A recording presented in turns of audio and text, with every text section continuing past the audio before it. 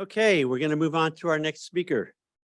Keep jamming up the Jamboard, everybody. We want as much discussion and comments and feedback as we can.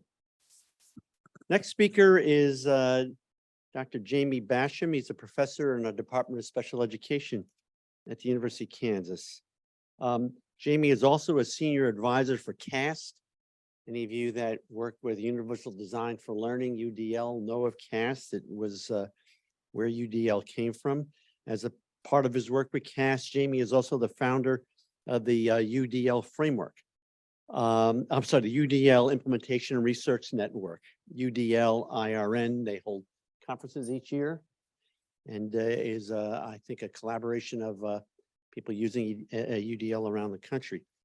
His research focuses on UDL, STEM education, learner-centered design, innovation, technology, and human learning. Jamie's been very active in bringing grants into the university. I think something just short of $30 million over the course of his career to fund his research. He's well published, has given a lot of talks, a lot of TED Talks, and works with a lot of journals. He's currently the principal investigator on various projects, including the nationally funded Center for Innovation, Design, and Digital Learning. Appropriate for this conference, Jamie Basham.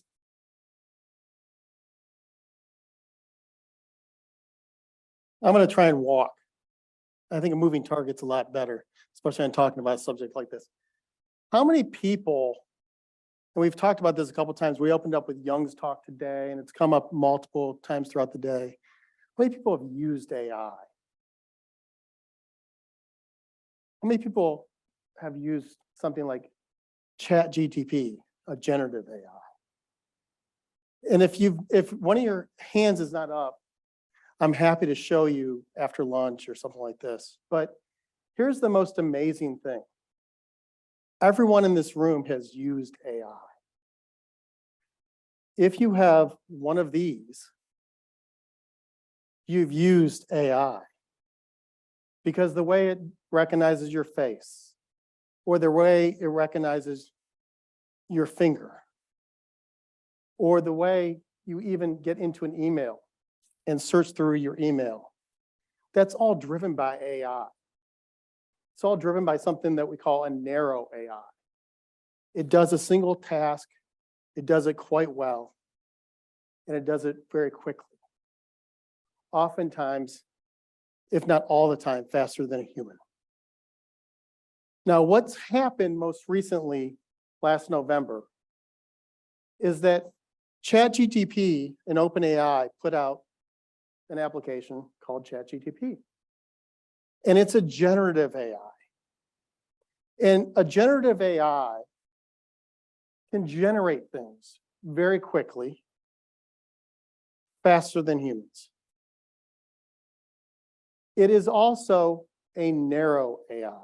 It can only do one little thing. Now, they've put out multiple applications, and through those multiple applications, we have a bunch of little narrow AIs that can do amazing things like draw pictures, make paintings, write an essay, right? So it can do all of these things. And it does it faster than humans. Now, as a person who studies and does research on technology, there are a couple of things you need to know. We look at technology oftentimes different. We don't look at the little application and just look at that application and say, oh, it's new technology. We try to understand technology in different ways. We look at broad categories of technology. And one of the things we recognize very quickly is that technology, the first rule of technology, in fact, is that technology is neither good, nor bad, nor neutral. When a technology is developed, it's not good, bad, or neutral. It comes down to the human understanding of the technology. It comes down to the way the human interprets the technology. The other thing that we get into is what we have on the slide. Something that we probably all have heard in our life is that necessity is the mother of innovation, right? necessity is the mother of innovation or an invention of some sort. It comes down to there's a need for it, therefore it is developed. We didn't have search and email until we started getting lots of emails.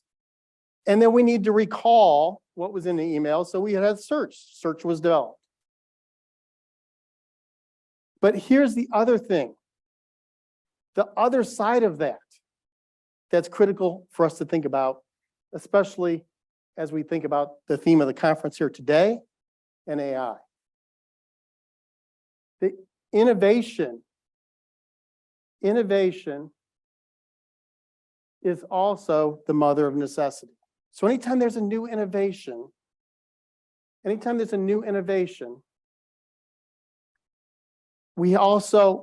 it grows new behaviors and new necessities. New necessities emerge. New necessities emerge because of something novel that's been developed.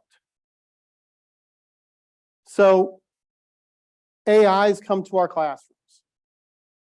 And a very quick thing to do is to say, let's ban it.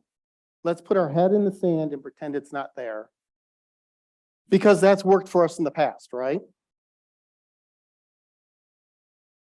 I was around when Microsoft Word was not allowed in a classroom, right? I was in college, actually, and no one was allowed to use a word processor because it had spell check. It's never worked for us before. So our role now is to get in front of it and to use it in a way that's meaningful. Because in order to make AI meaningful to human learning, it has to go through the hands of educators. We are the designers of the environment. We are the designers of learning. So we have to think like designers, and we have a program for that, by the way. We have to think like designers to interpret it and think of new ways. So I'm a person that uses technology in the way I teach every day. And the first thing I did as ChatGPT became public was think about the new ways to use it in my classroom. I actually had used ChatGPT 2 and things that were kind of out here before. We've been studying this stuff for a while. And it wasn't as great then, but in November, it became something. ChatGPT 3 in a classroom environment, in my classroom environment, is another student. Because as we have dialogue in the classroom, we all discuss things and we do things in our classroom actively. I say to the students, okay, now let's see what the AI says. Because here's the other thing about the current AI situation. They're not good, they're not bad, they're not neutral. They don't always put out the right information. They don't actually know what they're doing. As Young said earlier, they're not human. They're not judging good, bad, and different. They're going to fulfill the tasks that they've been given. And if they've been asked to write an essay, they will write an essay. There's going to be false information in that essay. So what we do is when we bring the ChatGPT or any other generative AI into the discussion, is they are students, and then we have the students critique what the AI has said. We said, okay, is the AI correct or incorrect? Or are they maybe somewhat correct and maybe somewhat incorrect? Let's talk about it. Or if we have students writing papers, we do the same thing. Let's try the AI out first and see how it works for us. But now let's have the students go through and edit what the AI has to say, right? Or for those of us who like using case studies or scenarios in our classroom, making those case studies, that's a long and arduous task. But the AI can do it very quickly. So what we can have students do, and what I had my students do, is let's create a case study with these variables.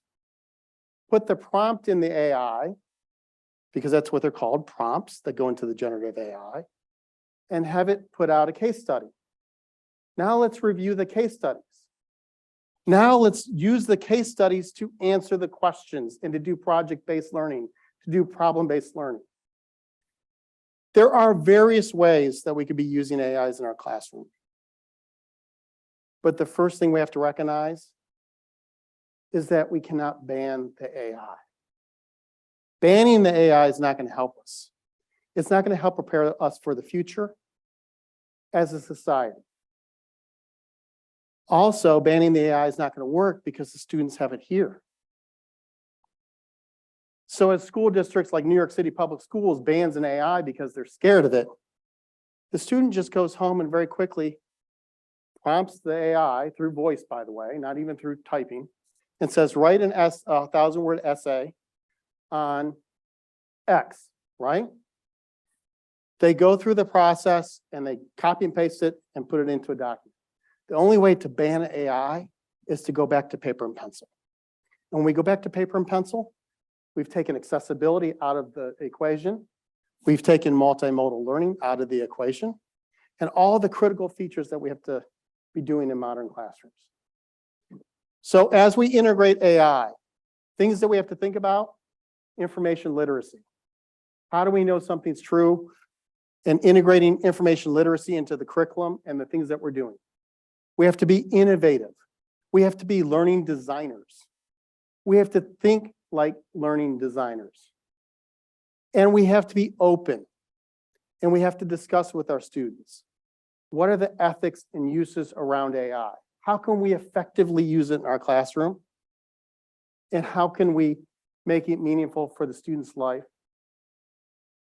And then, what sorts of things do we have to recreate because we have something new, like an AI? How do we rebuild education? And that's what we have to be thinking about as we go forward. Thank you very much.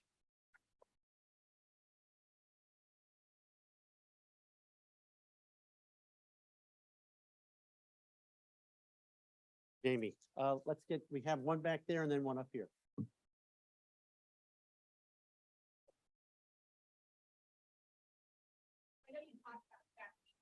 Mm-hmm. A high school teacher. It's something obviously I'm aware of. Right. I've played with it. But ChatGPT, you have to be 18 years or older to use it. If you didn't know that, yes. So don't tell your kids to go use it in your classroom. Is there an AI program then that we would be allowed, if we're going to use some of this in our classroom, that we could tell kids to go to without telling them to go to a site that's for 18 years and older? Okay, so there is some technicality around that. So the first thing I would go to is there's an AI for that. There is like a site called There Is an AI for that. And it's a database of different AIs for looking at, and there's any number of sort of tasks that can be done with those AIs. The other thing that you're going to be using, if you use something like Google Docs, Google is embedding generative AIs into Google Docs. And then if you use tools like TextHelp, TextHelp has a number of tools out there to help students in writing. In fact, we use them at the university as well. They also have stuff coming out that's going to help with that task. But there's an AI for that. I think it's a .com, but it might be a .org. But there's an AI for that. Also, I help run with a great team of people, the Center for Innovation, Design, and Digital Learning, which is a nationally funded center to help higher education faculty learn how to use technology. But guess what? Higher education faculty aren't much different than educators in K-12. So if you go to CIDL, ciddl.org, ciddl.org, there's a number of resources there that can provide you information. And if you have questions like that, please send them to us and we'll respond to them online and get them to you online. It's a great question. There was an online question about Sure. there was an online question Yes. that asked, why is it called intelligence? It can't read. Okay, so that's a great question. And I would argue, so why is it called intelligence if it can't reason? So we can get into the intelligence conversation if I was given more than 10 minutes, because I would agree with that. It's actually not overly intelligent. These what we call large language models are essentially what they're doing all the time, and I'm not going to get into the techniques of it, but every single word that it writes, it's actually making a correlation to figure out what the next word should be. So it's using tons of computational power in a way that looks intelligent, but they're technically not intelligent. I actually would argue that, again, if we had more than 10 minutes and a quick question here, that we actually need to talk about intelligence. Because one of the concerns I have with this is that generally intelligence is defined by being able to accomplish a task or a goal that you're setting out to do. I mean, break it down to an intelligence test or whatever, but if you set out to do something and you're able to do it, you tend to be intelligent, right? In a very basic sort of way. The issue is as these machine models get a lot smarter and these machine learning models get a lot smarter, they are going to look more and more intelligent. And they are going to be able to do tasks that they currently can't do that are going to look more and more intelligent. But the problem being, and this is one of the big debates in the AI community, is that if that's how we truly define intelligence, then the reality is they are going to be smarter than us and better than us in every single way. Because if we're defining intelligence by just completing a task, they can do it a lot faster than we can. But as Young has brought up this morning in his opening talk, and as we've kind of brought up before, throughout multiple talks today, is we need to go to the human element of it. And we need to make these smart, intelligent sort of machines, if we want to call them that. They need to be working with us or for us. And so we need to really rethink the word intelligence in this conversation. But again, a lot more academic sort of discussion around that. I've worked with you with UDL and Lawrence. But if you would, I know nothing about AI other than using my phone. If you could give an elementary teacher the number one thing to try or research first, getting started with AI, what would that be? An elementary teacher one of the first things I would probably do is one, go to CITL's website. Because we have lots of information there. We have a number of blogs and everything on AI and actually UDL as well, because I think it comes down to a framework like UDL that's going to transform this to make more personalized learning. It's going to come down to UDL. But one of the things I would do is it depends if you want the students to use it or you to use it. For you yourself, I think developing stories for the students and drawing images, bringing images into the classroom, like using something like DALL-E. DALL-E is an OpenAI tool. It's DALLE. And you can very quickly, it draws images and pictures and things like that. And you create little storybooks and have the students integrate the storybooks. There's one other question online. Go ahead. And then We're taking way too much time. This is a very important question, though. I think it helps. So from Connie online, how do we teach not only information literacy, but critical technology literacy? Yes, it's about application, but it also is about understanding how the technology is developed and inherent bias. Yes. So again, we didn't have much time in the 10 minutes here today, but these technologies have inherent biases in the way they learn. For instance, OpenAI's platform is based on the 2020 most recent ones, based on the most 2021 web. It basically has consumed the web. That's its database. And all the biases built into the internet are built into these OpenAI applications or any generative AI that's using a large database, such as the web. So the issue that they were alluding to there is also they're black boxes. We don't know how they work. In fact, the people who make OpenAI do not know how it actually works because it goes through technically we know the technicality of how it works. We don't know, but what we don't know is it's all behind a very opaque sort of black box sort of way to come up with solutions. We need to better understand that, and there's folks on every campus across the globe right now in computer science and other places that are looking at that very issue and how to open this up and make it more transparent in how they're making these determinations and solutions. we're going to, somebody, if you have the mic, to say we're going to move to our groups now for 5 minutes. Okay, we're now going to move to our discussion. We've got the discussions on the board, and we can go into break rooms, and we're going to spend 5 minutes in discussion. Thank you.